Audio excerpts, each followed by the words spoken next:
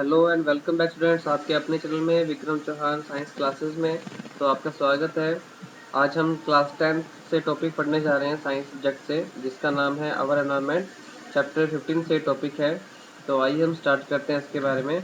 तो इस चैप्टर में हमारे पास क्या है, आप जानते हैं। मैं एनवायरनमेंट के बारे में, हमारा एनवायरनमेंट क्या होता है।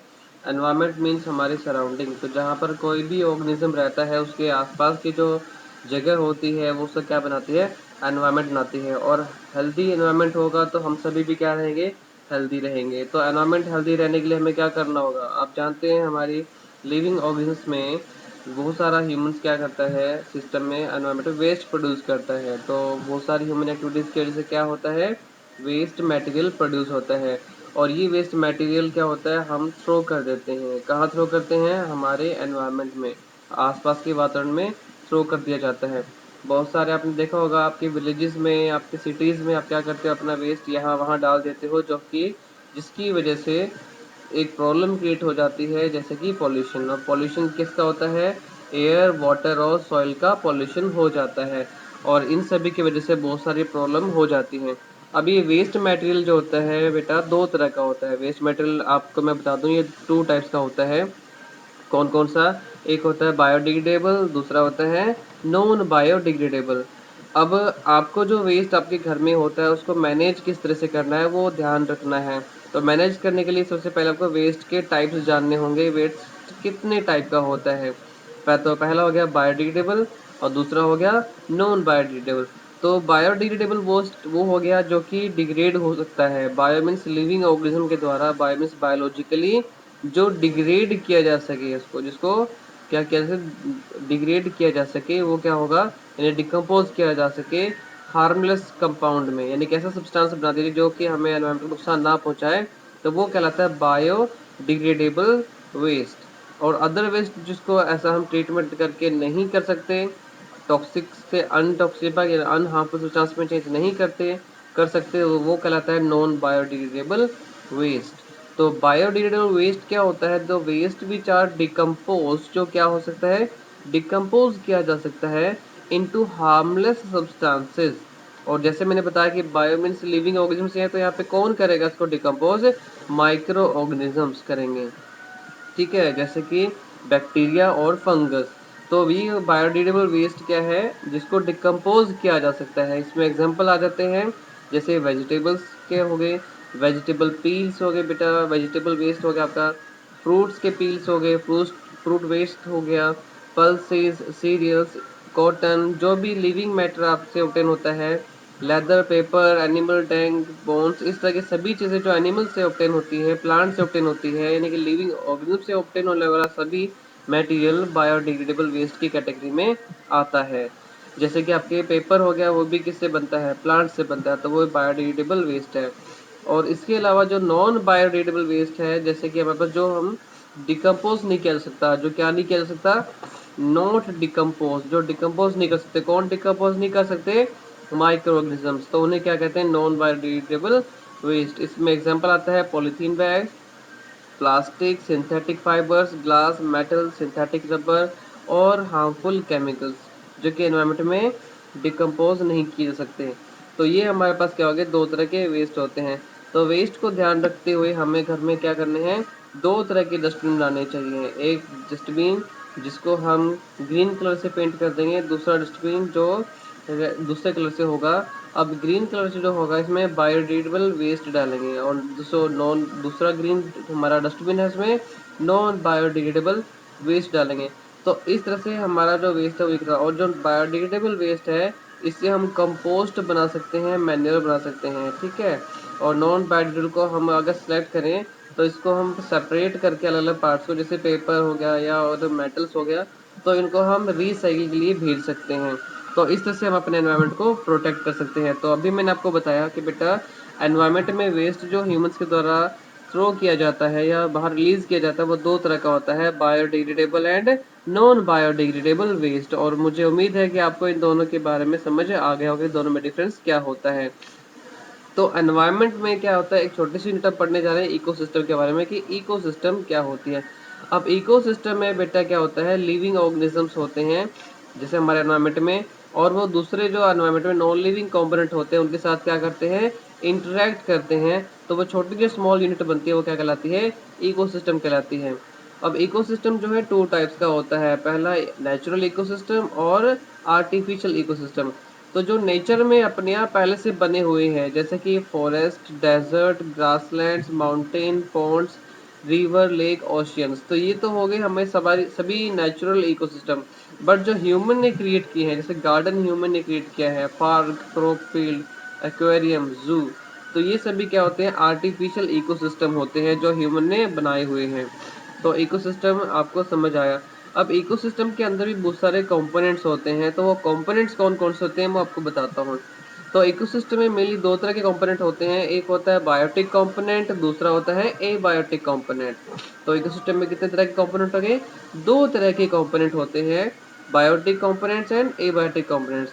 बायोटिक कंपोनेंट्स में वो सारे लिविंग कंपोनेंट आते हैं, जैसे कि प्लांट्स, एनिमल्स और माइक्रो ऑर्गेनिजम्स। और इसमें हमारे पास तीन तरह के होते हैं, प्रोड्यूसर्स, कंज्यूमर्स और डिकम्पोजर्स।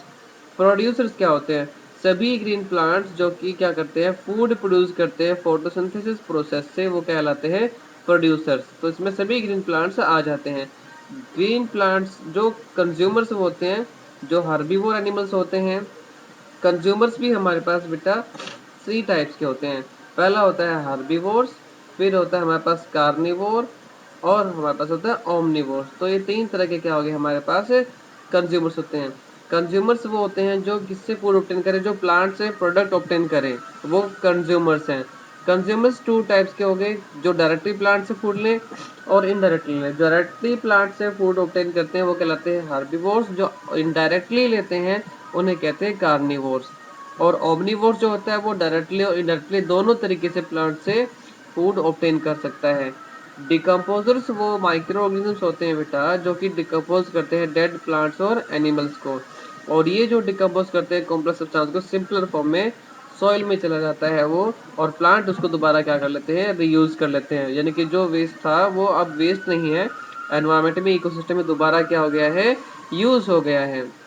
और एबायोटिक कंपोनेंट में आपको बताते हैं कि ये क्या होते हैं, एयर, वाटर, सॉइल, मिनरल्स और सनलाइट, टेम्परेचर, ये हमारे क्या हो गए, एबायोटिक कंपोनेंट हो गए। तो आपको ये यहाँ तक समझ आ गया होगा। तो अब मैं बताता हूँ आपको, डिकम्पोजर्स का हमारे एनवायरनमेंट में एक बहुत बड़ा रोल है। अब डिकम्पोजर्स हमारे एनवायरनमेंट में नहीं होंगे तो प्रॉब्लम क्रिएट हो जाती है। एग्जाम्पल के तौर पे, अगर आप एक एक्वेरियम आपने खरीदा है, एक्वेरियम मतलब जिसमें मछली पालते हो आप घर पे, तो एक आपने वो लिया हुआ है, अगर उसको आप साफ सफाई ना करें तो आपने देखा होगा आपकी जो मछलियां हैं उसके अंदर वो मर जाती है। तो उसमें कैसे, क्यों मर गई वो, क्योंकि उनमें क्या होता है, बहुत सारा वेस्ट जो है वो जनरेट हुआ वो वहीं पड़ा रहता है, जो कि टॉक्सिक और हार्मफुल होता है। तो अब अगर डिकम्पोजर्स वहाँ पर होंगे तो वो क्या करेंगे, उसको लेस टॉक्सिक सब्सटेंस में कन्वर्ट कर देंगे, और उसको फिर बाद में कौन यूज कर लेगा, प्लांट यूज कर लेंगे। तो इस तरह से क्या हो गया, मिनरल्स को जो है वो जो वेस्ट हो क्या हो गया, एक प्रकार से रिसाइकिल हो गया, वो दोबारा प्लांट्स के पास चला गया, उसने यूज कर लिया। तो डिकम्पोजर्स का एनवायरनमेंट को क्लीन करने में एक बहुत बड़ा इंपॉर्टेंट रोल होता है, और ये हमारे एनवायरनमेंट के लिए बहुत ही ज़्यादा ज़रूरी होते हैं। अब बात करते हैं फूड चेन की। फूड चेन में क्या होता है, हमारे पास जो एनर्जी का फ्लो है, एनर्जी का flow in the form of food, यानी कि फूड एनर्जी का फ्लो एक ऑर्गेनिज्म से नेक्स्ट ऑर्गेनिज्म में, यानी कि एनर्जी क्या हो रही है यहाँ पे, ट्रांसफर हो रही है किस फॉर्म में, in the form of food, food की फॉर्म में एनर्जी ट्रांसफर हो रही है, जैसे यहाँ पे फूड एनर्जी लिखा गया है। और ये हो कहाँ से रही है, एक ऑर्गेनिज्म से दूसरे ऑर्गेनिज्म में हो रही है, और उससे फिर नेक्स्ट ऑर्गेनिज्म में ट्रांसफर हो रही है। तो एक सीरीज हो गई है ऑर्गेनिज्म की, जिसमें एनर्जी ट्रांसफर हो रही है एक ऑर्गेनिज्म से दूसरे ऑर्गेनिज्म से, फिर उससे आगे तीसरे में जा रही है, और ये किस फॉर्म में जा रही है, फूड के फॉर्म में ट्रांसफर हो रही है। तो इसे क्या कहते हैं, फूड चेन कहते हैं। तो ये फूड चेन एनर्जी स्टार्ट होती है प्रोड्यूसर से, जो ग्रीन प्लांट्स होते हैं, और एंड कहाँ पर होती है, टॉप कार्निवोर में, लास्ट में जो खाने वाला ऑर्गेनिज्म होता है उस पर जाके खत्म होती है। अब फूड चेन के आपके सामने एग्जांपल दिए गए हैं, जैसे कि आपने देखा यहाँ पे ग्रास है। अब ग्रास कौन खाता है, डियर ने घास खाया है, तो ग्रास जिसने प्रोड्यूस किया है वो प्रोड्यूसर्स हो गया, और जो कंज्यूम करने वाला है ग्रास को वो प्राइमरी कंज्यूमर है, ये हर्बीवोर है। फिर कंज्यूमर दूसरी है, हर्बीवोर हमारा कंज्यूमर हो गया। नेक्स्ट इसके बाद क्या हो गया, हमारा लॉयन जो कि डियर को खाएगा, ये हमारा क्या हो गया, सेकेंडरी कंज्यूमर, यानी कि इनडायरेक्टली क्या कर रहा है, ये कार्निवोर है। और कार्निवोर किससे फूड ले रहा है, इनडायरेक्टली ले रहा है, वैसे तो डियर से ले रहा है, और डियर किससे ले रहा है, ग्रास से ले रहा है। तो अगर हम देखें तो लायन को भी एक्चुअली जो मिल किससे रहा है, फूड वो ग्रास से ही मिल रहा है, बट डायरेक्टली नहीं मिल रहा, वो डियर से होते हुए मिल रहा है, इनडायरेक्टली उसको क्या मिल रहा है, फूड मिल रहा है। सिमिलरली ग्रास जो है वो उसको कौन खा रहा है, इंसेक्ट खाता है, इंसेक्ट को फ्रॉग और फ्रॉग को स्नेक। तो यहाँ पर एक देखो आप एनर्जी का ट्रांसफर हो रहा है, जो ग्रास से एनर्जी कहाँ जा रही है, इंसेक्ट में जा रही है, और इंसेक्ट से एनर्जी कहाँ जा रही है, फ्रॉग में जा रही है, और फूड की फॉर्म में आगे एनर्जी क्या होती जा रही है, ट्रांसफर होती जाती है। तो ये फूड चेन बनाती है। इसी तरह से एक और एग्जाम्पल आपके सामने है जो कि यहाँ पे दिया गया है, ये वाला। ठीक है, तो ये फूड चेन होगी। तो फूड चेन का एक और एग्जांपल आपके सामने दिखाते हैं। तो यहाँ पे आप देख रहे होंगे कि यहाँ पे ग्रीन प्लांट्स है, और ग्रीन प्लांट्स को कौन खा रहा है, ये हमारे पास डियर खा रही है, और डियर को लॉयन खा रहा है। तो ये सामने आपके दूसरा है और थर्ड एग्जाम्पल है। तो ये फूड चेन के एग्जाम्पल हमारे सामने है। ठीक है, तो अब ये सभी फूड चेन जो देखो, अभी जो है ऐसा नहीं होता कि जो हिरन है वो बड़े प्लांट से ही खाती है, वो छोटे प्लांट्स के पत्ते भी खाती है। और ये ग्रास होपर है, ये भी इससे भी ले सकता है फूड, और ये इसको भी ईट कर सकता है, और ग्रास होपर जो होता है उसको फ्रॉग खा जाएगा। तो सिमिलरली ये आपस में फूड चेन क्या होगी, मिक्स हो जाती है। तो जब बहुत सारी फूड चेन आपस में इंटरकनेक्टेड होती हैं, यानी कि सेवरल इंटरकनेक्टेड फूड चेन, जब नेटवर्क बन जाता है फूड चेन का, तो वो क्या बनाता है, फूड वेब कहलाता है। नेटवर्क ऑफ फूड चेन क्या बनाता है, फूड वेब। तो हाँ जी बेटा, नेटवर्क जो फूड चेन का वो क्या बनाता है, फूड वेब बनाता है। तो अब हमारे पास जो ऑर्गेनिज्म होते हैं वो आपस में बहुत सारे फूड चेन आपस में इंटरमिक्स हो जाती है, तो क्या कहलाती है, फूड वेब। जहाँ से यहाँ पे आप देख रहे हो कि यहाँ पे एक प्लांट है, उस प्लांट को खाने वाले यहाँ पे दो ऑर्गेनिज्म है, फिर ये इसको आगे खा रहा है, इसको आगे खाने वाले बहुत सारे और ऑर्गेनिज्म है डिफरेंट तरह के, और बहुत सारी देखो फूड चेन इसमें क्या कर गई है, इंटरमिक्स हो गई है, इंटरकनेक्टेड हो गई है। तो ये क्या बनाता है, फूड वेब बनाता है। अब मैं आपको बता रहा हूँ ट्रॉफिक लेवल के बारे में। अब आपने देखा जैसे कि यहाँ पे क्या है, ये जो ऑर्गेनिज्म है सबका एक लेवल हो गया। तो ये जो सबसे नीचे का लेवल हो गया, ये जो यहाँ पे लेवल है, ये ग्रीन प्लांट्स का लेवल था। यहाँ पे सभी क्या कर रहे हैं, फूड प्रोड्यूस करने वाले प्रोड्यूसर्स है, जो फोटोसिंथेसिस करके खाना बनाते हैं। फिर उसके बाद अगर आप देखें तो यहाँ पर जो ये ऑर्गेनिज्म का लेवल अब आ गया है नीचे की तरफ, ये हमारे पास हार्बीवोर है, जो डायरेक्टली फूड किससे ले रहे हैं, प्लांट से ले रहे हैं। तो ये एक लेवल हो गया फूड का लेने का तरीका, कि ये सभी के सभी जो है वो डायरेक्टली प्लांट से क्या लेंगे, फूड ऑब्टेन करेंगे। सिमिलरली नेक्स्ट जो लेवल हमारे पास आ गया, ये वाला जो लेवल है, ये जो लेवल आ गया हमारे पास, इसमें ये भी आ जाता है। तो ये जो हो गया हमारे पास नेक्स्ट, ये कार्निवोर हो गए, ये सारे क्या हो गए, कार्निवोर, जो कि यहाँ से फूड लेंगे इस लेवल से। अब इसके बाद सबसे ऊपर एक और लेवल हो गया जो हमारा है टॉप कार्निवोर लेवल। तो हमारे पास यहाँ पे एक लेवल हो जाता है।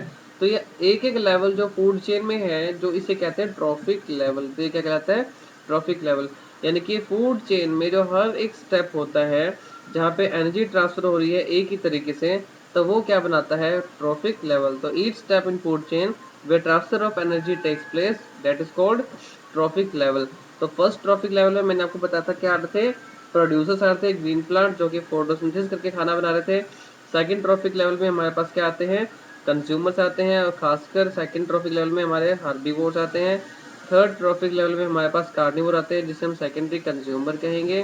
फोर्थ ट्रॉफिक लेवल में हमारे पास टर्शरी कंज्यूमर, यानी कि टॉप कार्निवोर या फिर सेकेंडरी कार्निवोर हम इसको बोल सकते हैं। तो ये ट्रॉफिक हो गया। अब एनर्जी जो ट्रांसफर हो रही है हमारे पास एक एनर्जी लेवल से दूसरे लेवल पे ट्रांसफर होती है, और यहाँ पे हर बार क्या होता है, एनर्जी का लेवल कम होता जाता है। तो इसलिए जो एनर्जी का लेवल जो कम होता जा रहा है, तो ज़्यादा लंबी चेन नहीं चल सकती। तो मैक्सिमम जो है यहाँ पे सीरीज होती है 4 ऑर्गेनिज्म की होगी, जैसे one first organism, second organism, third और फोर्थ। तो मैक्सिमम जो है 4 की होती है, इससे ज़्यादा से ज़्यादा होगी तो 5 तक जा सकती है। तो मैक्स इसलिए हम 5 भी रेयर है जो 5 तक पहुंचता है। तो मैक्सिमम कहाँ तक पहुंचती है, 4 तक ही जो है हमारे पास एक चेन की लिमिट पहुंचती है। तो यही मेन कारण है, क्योंकि देखो हर बार क्या होगा, एनर्जी कम मिल रही है। अब देखो प्लांट्स ज़्यादा होते हैं, प्लांट्स के ऊपर खाने वाले ऑर्गेनिज्म कम होते हैं, तो ज़्यादा एनर्जी इस लेवल पे होगी। अब यहाँ पे एनर्जी ऑर्गेनिज्म कम हो गए, इनको खाने वाले ऑर्गेनिज्म और कम है, और इसको खाने वाले एनर्जी और कम है। तो ऑर्गेनिज्म कम हो गए तो आगे एनर्जी भी ज़्यादा क्या है, नहीं जा पाएगी, कम जाएगी। तो इसी वजह से क्या होता है, हमारे पास जो एनर्जी की लेवल जो है, फूड चेन की लेंथ जो है वो 4 या 5 से ज़्यादा एक्सीड नहीं कर सकती। तो आई होप आपको समझ आया होगा कि फूड चेन क्या होती है, फूड वेब क्या होती है, ट्रॉफिक लेवल किसे कहते हैं, और वेस्ट हमारे पास जो 2 टाइप का एनवायरनमेंट में होता है, आपको अच्छे से समझ आया होगा। तो अगर आपको वीडियो अच्छी लगी होगी तो लाइक ज़रूर कीजिए, कमेंट्स करके मुझे बताइएगा। Thank you.